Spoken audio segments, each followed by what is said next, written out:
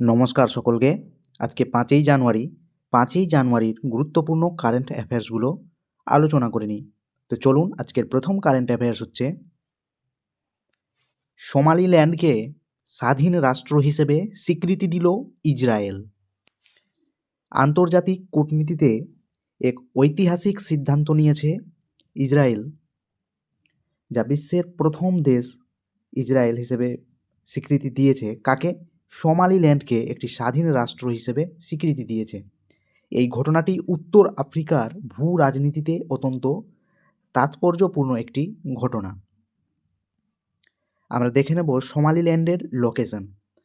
আমরা যে এই অংশটা দেখতে পাচ্ছি, এই অংশটা হচ্ছে পুরোটা সোমালিয়া বলে আমরা জানি, কিন্তু এর মধ্যে দুটি অংশ বিবাদিত বলে পরিচিত আছে।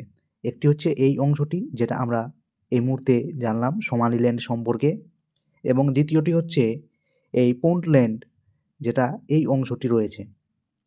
তো এই মুহূর্তে এর উপরেই থাকা ইসরায়েল সোমালি যে অংশটুকু রয়েছে উত্তর পশ্চিমাংশ, সেটিকে স্বীকৃতি দিয়েছে ইসরায়েল একটি স্বাধীন রাষ্ট্র হিসেবে। কারণ সোমালিল্যান্ড বহুদিন থেকেই সোমালিয়া থেকে বিচ্ছিন্ন হয়ে নিজেকে স্বাধীন রাষ্ট্র হিসেবে দাবি করছে, তারই স্বীকৃতি দিয়েছে ইসরায়েল। যদি আমরা দেখি সোমালিল্যান্ড সম্পর্কে এখানে, তাহলে আমরা দেখতে পাবো সোমালিল্যান্ডের অবস্থান এবং ইতিহাস যদি আমরা দেখি, এটি হচ্ছে সোমালিল্যান্ডের উত্তর অংশে রয়েছে, উত্তর পশ্চিম অংশে। 1991 সালে সোমালিল্যান্ড সোমালিয়া থেকে নিজেদেরকে স্বাধীন ঘোষণা করেছে।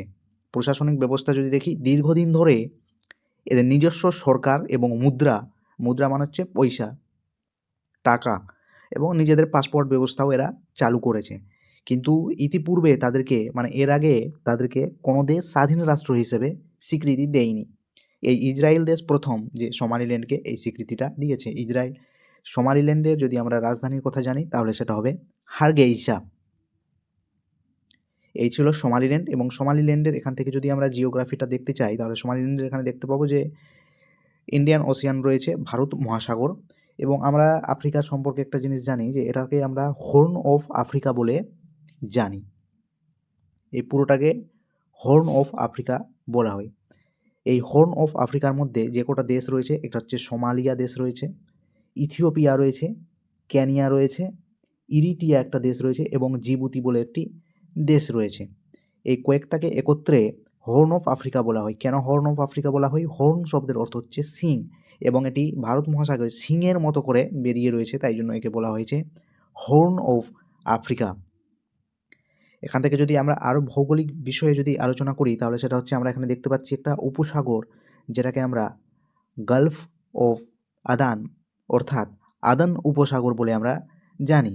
এবং যদি আমরা উপরে দেখি, তাহলে এই অংশটা আমরা দেখতে পাবো, এই অংশটা লোহিত সাগর হিসেবে পরিচিত এই অংশটা। এবং এই যে পাতলা যে জায়গাটা রয়েছে দুটো ভূখণ্ডের মাঝখানে, সেটি হচ্ছে জলসন্ধি হিসেবে পরিচিত। এই জলসন্ধির নাম হচ্ছে বাব আল মান্দেব জলসন্ধি। বাব আল মান্দেব জলসন্ধি নামে পরিচিত। এই হচ্ছে আফ্রিকা থেকে বিস্তারিত আলোচনা।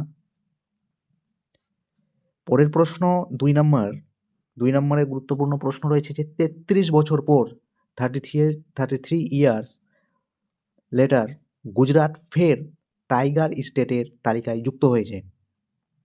দীর্ঘ 3 দশকেরও বেশি সময় পর গুজরাটে বাঘের উপস্থিতি দেখতে পাওয়া গেছে, যা রাজ্যের বন্যপ্রাণী সংরক্ষণের ইতিহাসে একটি বড় ঘটনা। মূল খবর হচ্ছে যে গুজরাটের দাহোদ জেলাতে রতনমহল ওয়াইল্ড লাইফ স্যাংচুয়ারিতে একটি বাঘের উপস্থিতি নিশ্চিত করা হয়েছে। গত 10 মাস ধরে বাঘটি সেখানে দেখা যাচ্ছিল। 10 মাস ধরে যখন দেখা যাচ্ছিল, তো নিশ্চয়ই এই বাঘটি সেখানেই থাকছে, তার বাসস্থান সেখানেই। ঐতিহাসিক প্রেক্ষাপট বলছে যে গুজরাটে শেষবার বাঘ দেখা গিয়েছিল 1989 সালে। এরপর 1992 সালে রাজ্যটি থেকে টাইগার স্টেট এর তকমা সরিয়ে নেওয়া হয়, কারণ সেই মুহূর্তে আর কোনো বাঘের সংখ্যা ওখানে ছিল না, এবং বাঘের কোনো বসবাস সেই জায়গায় ছিল না। তাই জন্য সেখান থেকে টাইগার স্টেটের তকমাটা সরিয়ে দেওয়া হয়। এরপর 33 বছর পরে সম্প্রতি আবার গুজরাট রাজ্যে বাঘ দেখতে পাওয়া গেছে, যার হচ্ছে, তাই জন্য গুজরাটকে আবার টাইগার স্টেটে যুক্ত করা হয়েছে। এখানে টাইগার স্টেটের যদি আমরা হিসাব দেখি তাহলে এখান থেকে দেখতে পাবো আমরা যে ভারতে মোট বাঘের সংখ্যা আমরা দেখতে পাচ্ছি যে 3,682টা রয়েছে। লাস্ট গণনা অনুযায়ী 3,682টা, যা বিশ্বের 75% ভারতেই রয়েছে। এবং সর্বাধিক বাঘ থাকা রাজ্য হচ্ছে মধ্যপ্রদেশ। এই জন্য মধ্যপ্রদেশকে আমরা টাইগার স্টেট বলে থাকি মধ্যপ্রদেশকে। মধ্যপ্রদেশে বাঘের সংখ্যা হচ্ছে 785টা। এরপর কর্ণাটক রয়েছে, তারপর রয়েছে উত্তরাখণ্ড। সর্বাধিক বাঘ থাকা রিজার্ভের যে জায়গাটা সেটা হচ্ছে জিম করবেট ন্যাশনাল পার্ক। বাঘ রিজার্ভে রয়েছে, এখানে রিজার্ভের কথা বলা হচ্ছে, তো 260টি রয়েছে জিম করবেট ন্যাশনাল পার্ক। এবং আপনারা জানবেন যে জিম করবেট ন্যাশনাল পার্ক হচ্ছে ভারতের প্রথম ন্যাশনাল পার্ক অর্থাৎ জাতীয় উদ্যান, যেটি হচ্ছে 1936 সালে প্রতিষ্ঠিত হয়েছিল। জিম করবেট সেই সময় তার নাম ছিল করবেট ন্যাশনাল পার্ক, পরবর্তীতে এর নাম হয়েছে জিম করবেট ন্যাশনাল পার্ক, যেটি হচ্ছে ভারতের প্রথম জাতীয় উদ্যান বা ন্যাশনাল পার্ক। এখান থেকে ম্যাপের সাহায্যে বিভিন্ন স্টেটের যে বাঘের তালিকা সেটা এখানে দেওয়া হয়েছে, কোন কোন জায়গাতে বাঘ রিজার্ভ সংরক্ষণ রয়েছে, যেটা আমাদের পশ্চিমবঙ্গে দেখতে পাচ্ছি। আমাদের পশ্চিমবঙ্গে দুটো বাঘ সংরক্ষণ কেন্দ্র রয়েছে, একটি হচ্ছে বক্সা টাইগার রিজার্ভ, আর একটি হচ্ছে সুন্দরবন টাইগার রিজার্ভ আমরা দেখতে পাচ্ছি এখান থেকে। এবং মধ্যপ্রদেশে সব থেকে বেশি রয়েছে, মধ্যপ্রদেশে অনেকগুলো টাইগার রিজার্ভ রয়েছে, যেটি বান্ধবগড়, কানহা ন্যাশনাল পার্ক, পান্না ন্যাশনাল পার্ক, পেঞ্চ, সঞ্জয় ধুবড়ি, তারপর হচ্ছে Satpura national park, Birangana national park, very very famous জায়গা, তারপর রাতাপানি, মাধব, এগুলো ন্যাশনাল পার্ক এখানে রয়েছে। এবং সম্প্রতি যে টাইগার লিস্টে যুক্ত হয়েছে সেটি হচ্ছে কর্ণাটকের দাহুদ জেলা। আশা করছি আপনাদের এখান থেকে বুঝতে কোনো সমস্যা হয়নি। চলে যাব আমরা পরবর্তী প্রশ্নে। পরবর্তী প্রশ্ন বলছে যে ব্যাডমিন্টন ওয়ার্ল্ড ফেডারেশনে অ্যাথলিট কমিশনের চেয়ারপারসন নিযুক্ত হয়েছেন পিভি সিন্ধু। ভারতের প্রথম তারকা স্যাটলার পিভি সিন্ধু ব্যাডমিন্টনের ওয়ার্ল্ড ফেডারেশনের অ্যাথলিট কমিশনের নতুন চেয়ারপারসন হয়েছে। কি বলা হয়েছে? ব্যাডমিন্টন ওয়ার্ল্ড ফেডারেশনের অ্যাথলিট কমিশনের নতুন চেয়ারপারসন হিসেবে নিযুক্ত হয়েছেন পিভি সিন্ধু।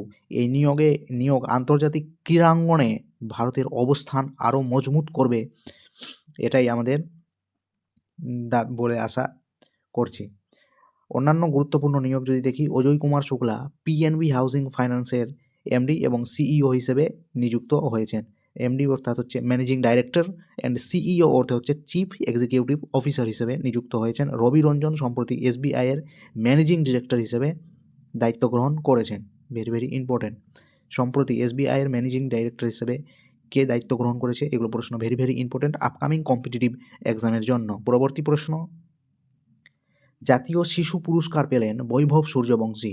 সম্প্রতি স্বল্প বয়সী যে ক্রিকেটার বৈভব সূর্যবংশী, তিনি 14 বছর বয়সী প্রতিভাবান ক্রিকেটার বৈভব সূর্যবংশী বছর জাতীয় পুরস্কারে ভূষিত হয়েছেন। এবং অন্যান্য পুরস্কার যদি আমরা দেখি, সম্প্রতি ভারতের প্রধানমন্ত্রী নরেন্দ্র মোদী মহাশয় ইথিওপিয়া সর্বোচ্চ সম্মানে ভূষিত হয়েছেন। এবং নয়না কালু 2025 সালের সম্মানজনক টার্নার প্রাইজ জিতেছেন। Very very important related question. এই যে বৈভব সূর্যবংশী, যারা আইপিএল দেখেছেন অবশ্যই বৈভব সূর্যবংশীকে চিনছেন। 5 নম্বর বলেছে শ্রীলঙ্কার পুনর্গঠনে ভারতের বিশেষ সহায়তা। প্রতিবেশী দেশ শ্রীলঙ্কার উন্নয়নে ভারত বিপুল আর্থিক সহায়তা করেছে। $450 মিলিয়ন সহায়তার ঘোষণা করেছে ভারত। এর মধ্যে $350 মিলিয়ন ঋণ হিসেবে দেওয়া হবে এবং $100 মিলিয়ন মুফত মানে ফ্রিতে দেওয়া হবে, অনুদান হিসেবে দেওয়া হবে। সেখানে একটি বেলি ব্রিজ উদ্বোধন করেছে ভারতের বিদেশমন্ত্রী ডক্টর এস জয়শঙ্কর মহাশয়, ডক্টর সুব্রমণ্যম জয়শঙ্কর মহাশয় শ্রীলঙ্কার কিলিনচ্চি অঞ্চলে 120 ফুট দীর্ঘ একটি ব্রেইল ব্রিজের উদ্বোধন করেছেন।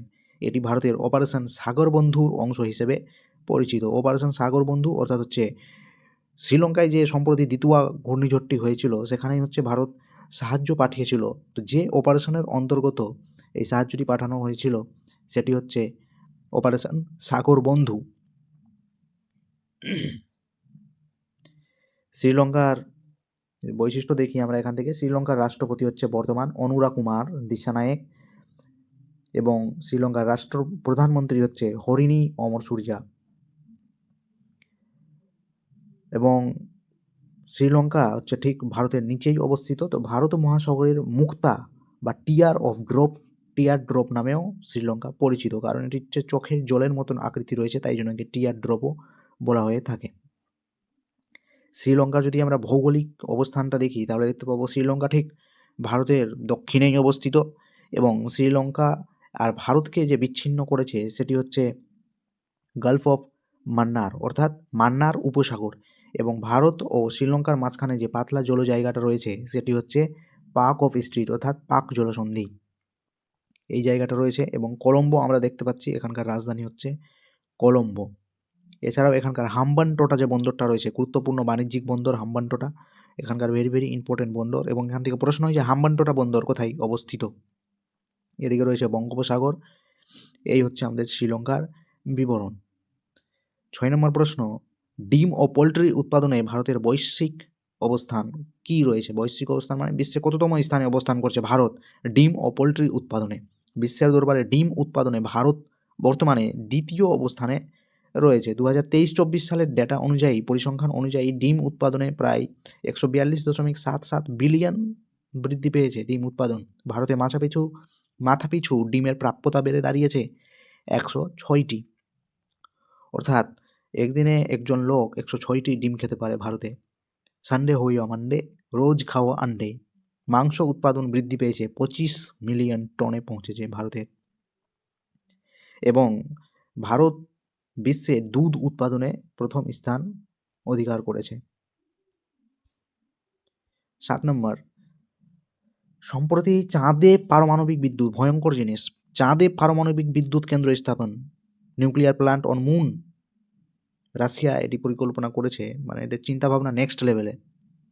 রাশিয়া ঘোষণা করেছে যে তারা 2036 সালের মধ্যে, মানে আগামী 10 বছরের মধ্যে চাঁদে একটি পারমাণবিক বিদ্যুৎ কেন্দ্র স্থাপন করতে চলেছে। এটি চীন এবং রাশিয়া দুজন মিলে এই যৌথভাবে এই উদ্যোগটি সম্পন্ন করবে, গবেষণা স্টেশনে বিদ্যুৎ সরবরাহ করবে বলে এইগুলো, মানে ভবিষ্যতে যে চাঁদের মধ্যে গবেষণা স্টেশন খুলছে এটার কোনো দ্বিধা রাখছে না। এবং সেই স্টেশনগুলোতে যে বিদ্যুৎ কোথা থেকে নেওয়া হবে তার জন্যই সেখানে এই যে পারমাণবিক বিদ্যুৎ কেন্দ্র সেগুলো প্রতিষ্ঠা করা হচ্ছে। এবং আমাদের পার্শ্ববর্তী দেশ যে বাংলাদেশ, সেই বাংলাদেশে এখনও পর্যন্ত একটাও কিন্তু নিউক্লিয়ার প্ল্যান্ট নেই, অর্থাৎ এই পারমাণবিক বিদ্যুৎ কেন্দ্র নেই। বর্তমানে পদ্মা নদীর তীরবর্তী এলাকায় কোনো একটা বিদ্যুৎ প্ল্যান্ট হচ্ছে। এই 2026 সালের মধ্যে সেখানকার কাজ সম্পন্ন হওয়ার কথা। তো আমরা আমাদের পার্শ্ববর্তী যে লুঙ্গি দেশ রয়েছে সেখানে একটাও পারমাণবিক বিদ্যুৎ কেন্দ্র নেই, এবং আমরা দেখছি বিশ্বের উন্নত দেশ তারা চাঁদে গিয়ে বিদ্যুৎ পরিকল্পনা করছে। তো সব হচ্ছে শিক্ষা এবং সংস্কৃতি, যার শিক্ষা যেমন তার শিক্ষা তেমন। কেউ লুঙ্গি নিয়ে পড়ে আছে, আবার কেউ চাঁদে গিয়ে বিদ্যুৎ প্ল্যান্ট তৈরি করছে। তো যাই হোক, আমরা চলে যাব পরের প্রশ্নে। গ্রেট ইন্ডিয়ান বাস্টার্ড, সুন্দর একটি পাখি, সংরক্ষণে সুপ্রিম কোর্টের গুরুত্বপূর্ণ নির্দেশ দেওয়া হয়েছে। আন্তর্জাতিক প্রকৃতি সংরক্ষণ সংস্থা অর্থাৎ আইইউসিএন এর পুরো নাম হচ্ছে international union for conservation nature and natural resources এর রেড লিস্টে গ্রেট ইন্ডিয়ান বাস্টার্ডকে বা সনচিরিয়া পাখি যেটাকে বলা হয়, এই পাখিকে গুরুতরভাবে বিপন্ন বলে ঘোষণা করা হয়েছে, এন্ডেঞ্জার্ড ক্রিটিক্যালি। এবং তাই জন্যই সুপ্রিম কোর্ট গুরুত্বপূর্ণ পদক্ষেপ গ্রহণ করেছে এবং এই সংকটাপন্ন পাখিটিকে বিশেষভাবে সংরক্ষণ দেওয়ার কথা বলেছে, বিশেষভাবে তালিকাভুক্ত করা হয়েছে। এদের রক্ষায় সুপ্রিম কোর্ট গুরুত্বপূর্ণ পদক্ষেপ নিয়েছে। ধন্যবাদ জানাই সুপ্রিম কোর্টকে এরকম গুরুত্বপূর্ণ পদক্ষেপ নেওয়ার জন্য। কিন্তু আমাদের যে আরাবল্লী তার বেলায় সুপ্রিম কোর্ট বাবুমশাই কী হয়েছে? আপনি যে ভূগোলের যে সংজ্ঞা সেটা উলটপালট করে দিয়েছেন। সরকার যাই বলেছে তাই আপনি মেনে নিয়েছেন, যেটা হবে না। যদিও সুপ্রিম কোর্ট এই ব্যাপারে স্বপ্রণোদিত মামলা গ্রহণ করেছে, স্বপ্রণোদিত মামলা অর্থাৎ হচ্ছে সুও মটো গ্রহণ করেছে। তো দেখা যাক ভবিষ্যতে সেই বিষয়ে কী হচ্ছে। এই নিয়ে ভিডিও দেওয়া হয়েছে, আপনারা চাইলে সেই ভিডিওটি সার্চ করে দেখতে পারেন, অথবা আই বাটনে লিঙ্ক দেওয়া থাকবে, আপনারা দেখতে পারেন। আরাবল্লী বিবাদিত সমস্যা সম্পর্কিত ভিডিও। এই এন্ডেঞ্জার যে পাখিটি রয়েছে গ্রেট ইন্ডিয়ান বাস্টার্ড পাখি, সংরক্ষিত এলাকা কোথায় ঘোষণা করা হয়েছে? রাজস্থানের এবং গুজরাট এর কিছু এলাকাকে এই পাখির জন্য অগ্রাধিকার দেওয়া হয়েছে, যে এই পাখিটি এইগুলো এলাকাতে স্বাধীনভাবে যেন বিচরণ করতে পারে। সেখানকার প্রশাসনকে বন দপ্তরকে দেখতে হবে। নিষেধাজ্ঞা কী করা হয়েছে? পাখিদের মৃত্যুর হাত থেকে বাঁচাতে এই সংরক্ষিত এলাকাগুলিতে হাই ভোল্টেজ ট্রান্সমিশন লাইন বসানো যাবে না, হাই ভোল্টেজ বিদ্যুৎ এখানে বসানো যাবে না। 2 মেগাওয়াটের বেশি ক্ষমতার সৌর বিদ্যুৎ কেন্দ্র এখানে স্থাপন করা যাবে না। আইনগত সুরক্ষায় পাখিটিকে বন্যপ্রাণী সুরক্ষা আইন 1972 তফসিল 1 অন্তর্ভুক্ত করা হয়েছে। বন্যপ্রাণী সুরক্ষা আইন 1972 সাল এবং পশ্চিমবঙ্গে বন্যপ্রাণী সুরক্ষা আইন হয়েছিল 1959 সাল। আচ্ছা, লাস্ট প্রশ্ন 9 নম্বর। জাতীয় ব্রেইল দিবস পালন করা হয় 4 জানুয়ারি, অর্থাৎ 4 জানুয়ারি জাতীয় ব্রেইল দিবস পালন করা হয়। এটি হচ্ছে একটি বিশেষ শিক্ষণ পদ্ধতি। এর মাধ্যমে বিশেষভাবে সক্ষম যারা শিক্ষার্থী তাদেরকে পড়ানো হয়। সাধারণভাবে যে সমস্ত শিক্ষার্থী দেখতে পায় না, আংশিকভাবে দেখতে পায় না বা অন্ধ যে সমস্ত শিক্ষার্থী বিশেষভাবে সক্ষম, তাদেরকে এই পদ্ধতিতে শিক্ষাদান করা হয়। একটি বর্ণের ওপর 6টি বিন্দু থাকে এবং এই বিন্দু স্পর্শ করে তারা পঠন পাঠন প্রক্রিয়া করে। এর জন্য বিশেষভাবে প্রশিক্ষিত শিক্ষকরা থাকেন, তারা এই বিষয়গুলো পড়াশোনার দায়িত্বে থাকেন এবং তারাই এই বিশেষ পদ্ধতিতে শিক্ষা প্রদান করে থাকেন। 4 জানুয়ারি ব্রেইল দিবস পালন করা হয়। এটি হচ্ছে যারা কম দেখতে পায় বা দেখতে পায় না তাদের জন্য একটি শিক্ষণ পদ্ধতি, তাদের শিক্ষার প্রতি আগ্রহ। এবং এই যে ব্রেইল, এই যে 6টি বিন্দু ডট বিন্দু থাকে, এটার আবিষ্কারক হচ্ছে লুইস ব্রেইল। লুইস ব্রেইল হচ্ছে এর আবিষ্কারক, যার জন্য এর নাম পড়েছে ব্রেইল। তো আশা করছি আপনাদের আজকের সেশনটা খুব ভালো লেগেছে। পাশে থাকবেন। Thank you so much. Like করবেন, সাবস্ক্রাইব করে দেবেন অবশ্যই এবং অন্যজনকে দেখার সুযোগ করে দেবেন, শেয়ার করে দেবেন। ধন্যবাদ।